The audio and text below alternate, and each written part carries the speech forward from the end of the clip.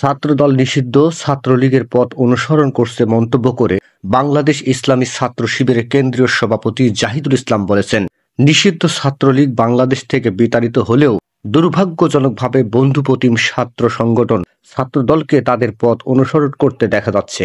তিনি বলেন, আমরা অত্যন্ত উদ্বেগের সঙ্গে লক্ষ্য করছি, ছাত্র রাজনীতি নিয়ে যে জন আকাঙ্ক্ষা তৈরি হয়েছিল তা কিছু ছাত্র সংগঠনের আধিপত্য নীতি, সন্ত্রাসী কর্মকাণ্ড, চাঁদাবাজি, দখলদারি, ট্যাগিং এবং দোষ চাপিয়ে দেওয়ার হীন সংস্কৃতি চালু রাখার ফলশ্রুতিতে শিক্ষার্থীদের মধ্যে রাজনীতির বিমুখতা তৈরি এবং শিক্ষার পরিবেশ বিনষ্ট হচ্ছে।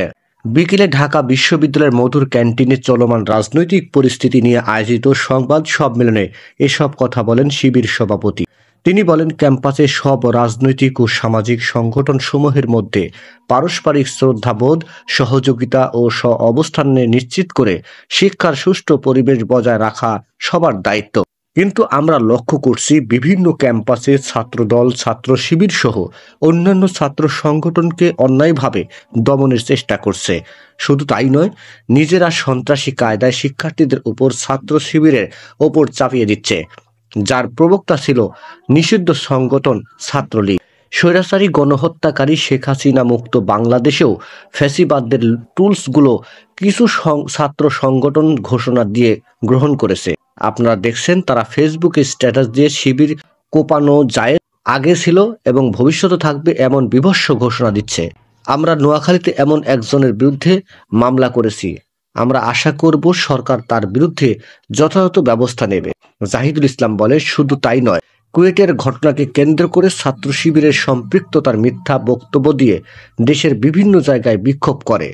খুলনা শিববাড়িতে তাদের মিছিল থেকে একটা শিবির ধৈরা জবাই কর, এই স্লোগান দেওয়া হচ্ছে। এমন ভয়ঙ্কর হিংস্র স্লোগান আমরা ছাত্রলীগের মুখে শুনতাম, কিন্তু ছাত্রদলের মধ্যে নিষিদ্ধ ছাত্রলীগের প্রতিচ্ছবি আমরা দেখতে পাচ্ছি। তিনি আরো বলেন, সারা দেশে শত শত জায়গায় চাঁদাবাজি, দখলদারি দেখে বোঝার উপায় নেই দেশে কোনো পরিবর্তন হয়েছে। অপরাধীদের হাত বদল হয়েছে ঠিকই, কিন্তু অপরাধ আগের মতোই চলছে। গত 22 ফেব্রুয়ারি যশোরের চাচড়ায় চাঁদা না দেওয়ায় সম্রাট নামের এক মাছ ব্যবসায়ীকে চোখের উপড়ে ফেলে দিয়ে ছাত্রদলের সন্ত্রাসীরা। গতকাল গাজীপুরের মাইকে ঘোষণা দিয়ে প্রকাশ্যে দিবালোকে চাঁদা আদায় করার ঘোষণা আপনারা দেখেছেন। প্রতিদিন এমন অসংখ্য ঘটনা গণমাধ্যমে প্রকাশ হচ্ছে। শিবিরের সভাপতি আরো বলেন, সম্প্রতি কুয়েট এমসি কলেজ ও গত 20 ফেব্রুয়ারি তামিরুল মিলাদ কামিল মাদ্রাসায় যে হামলার ঘটনা সংঘটিত হয়েছে তা একটি ছাত্র সংগঠনের নব্য ফ্যাসিবাদ হয়ে ওঠার ধারাবাহিকতারই অংশ বলে আমরা মনে করছি।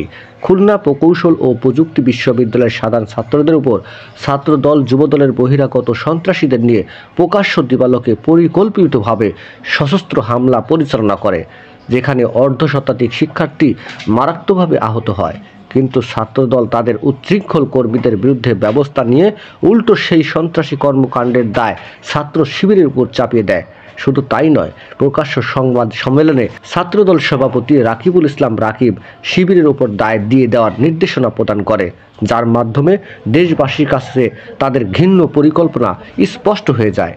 তিনি আরো বলেন, একদিকে ছাত্র শিবিরের উপর দায় চাপিয়ে প্রকৃত ঘটনাকে আড়াল করতে চেষ্টা করে, অন্যদিকে যুবদল তাদের চিহ্নিত সন্ত্রাসীকে বহিষ্কার করার মাধ্যমে নিজের সাংগঠনিক সংশ্লিষ্টতা প্রমাণ করা যায়। এই ঘটনায় দেশব্যাপী আলোচনা বা সমালোচনার ঝড় উঠলেও তা ধামাচাপা দেওয়ার জন্য সিলেটের এমসি কলেজ আঞ্জুমানে তানজিমুলের ইসলামিয়া কর্মী মিজানুর রহমান রিয়াদের সঙ্গে শিক্ষার্থীদের হাতাহাতির ঘটনায় আহত হওয়ায় দায় ছাত্র শিবিরের উপর প্রদান করে। পরবর্তীতে কলেজ অধ্যক্ষের বক্তব্যের মাধ্যমে প্রকৃত ঘটনা প্রকাশ পেলে ছাত্র শিবির যে সেই ঘটনার সঙ্গে জড়িত নয় তা প্রমাণিত হয়।